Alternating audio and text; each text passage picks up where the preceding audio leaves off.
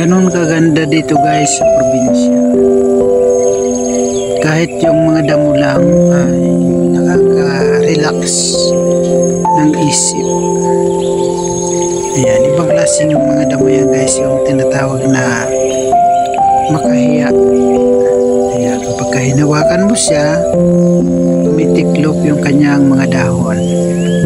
And then kapag pinabayaan mo lang siya, mamaya-maya naman nanaulit na sa dati at nagiging buka na naman yung kanyang dahon. So dito guys sa probinsya, napaka-relax yung buhay dito. Napaka-simple lang. Kahit hindi ka dito mayaman, hindi ka wala kang maraming pera, basta tahimik lang ang buhay mo dito, ay talagang napakasarap dito mabuhay. So dito guys sa probinsya namin dito sa Bicol, ayan guys, nagre-relax lang tayo sa pagtanaw ng mga bukid, no? Mga green na mga tanawin, punong-puno ng mga dahon.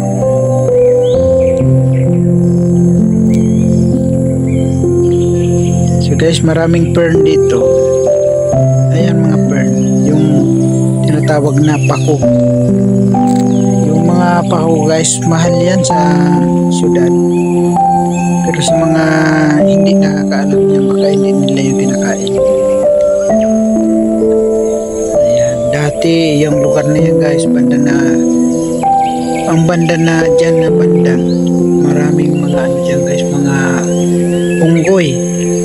Ayan, kung naririnig nyo guys sa background music natin, sa background natin, yung mga ibon na huni.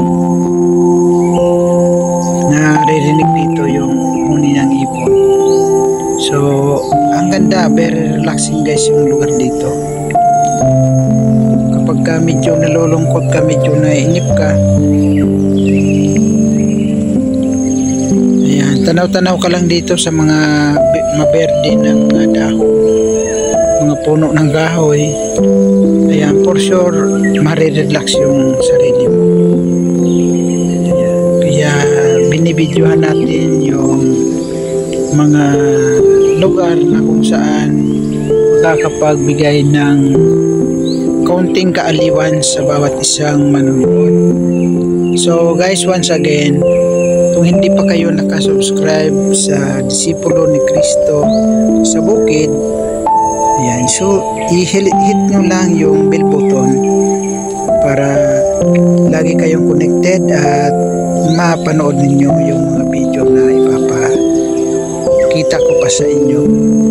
So guys, sa mga susunod na mga video, tuturo tayo about sa mga pagtatanim ng iba't ibang uri ng halaman. Pero for the meantime, ito muna yung ating binibidyo, pinipicture natin yung ating lugar, kung gaano siya kaganda, kung gaano ka peaceful, talagang tahimik yung lugar dito. Dito guys, may kaunting pera ka lang, solve na, dahil marami dito guys na libre, katulad ng mga gulay-gulay dyan, no? Umikot ka lang sa palibot mo, or then kung ikaw naman ay masipag magtanim-tanim, so yung bakuran mo ay punuin mo lang ng tanim yan, at siguradong hindi ka magugutom, siguradong magiging peace ang buhay mo. So kagaya niyan guys na pinapakita ko sa yung marami ng ditong mga damo na nakakatuwa tingnan, kasi may mga damo na punong-puno ng mga halaman, ng mga damo na parang halaman, pero dito guys ay damo lang yan dito sa probinsya. Ayan, katulad niyan, amorsiko. Pag lumakad ka dyan sa mga amorsiko na yan guys, siguradong mapupuno ang pantalon mo ng mga nakadikit na kung saan yung mga bulaklak niya dumidikit sa pantalon. So, pero ay purpose naman yan. Kinakain siya guys ng mga hayop. Kinakain siya ng kambing, ng kalabaw, ng baka. Ayan. Ayan guys, yung mga lugar na talagang namimiss natin dito sa probinsya. Ayan, kung makikita nyo guys, yung mga bunga niya ni parang ubas. Parang ubas siya. Ayan o. Pero hindi namin siya kinakain. Kasi kahit yung ibon, hindi siya kinakain ng ibon. Kaya marami yung bunga. Ayan, yung hinog niya ay nagkukulay pink. Pero nung tinikman namin ay parang makati siya. Kaya kahit yung ibon hindi siya kursunadang kainin. Pero sa paningin masarap. Kaya hindi naman namin siya winawala dahil maganda na parang pangdekorasyon dito sa paligid. Ayan, nakikita nyo guys yung kanyang bunga na kulay pink yung kanyang hinog. Ayan, medyo maputlang green naman yung kanyang hilaw na mga bunga. Ayan. Maganda lang siya guys sa paningin. Ayan, pero hindi siya pwedeng kainin kasi hindi masarap yung kanyang lasa.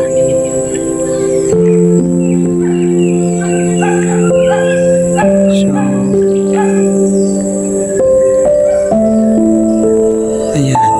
Para pala siyang baging. Para siyang baging na pulupot. Napulupot guys sa sa kahoy. Ayan. Kaya akala natin yung namumunga yung kahoy, baging siya. Ayan, kulay green yung hilaw pa. Pag hilaw pa, kulay verde. So dito guys sa probinsya, napakarami ditong mga kakaibang mga halaman na halos hindi mo siya makikita kung nasa syudad ka.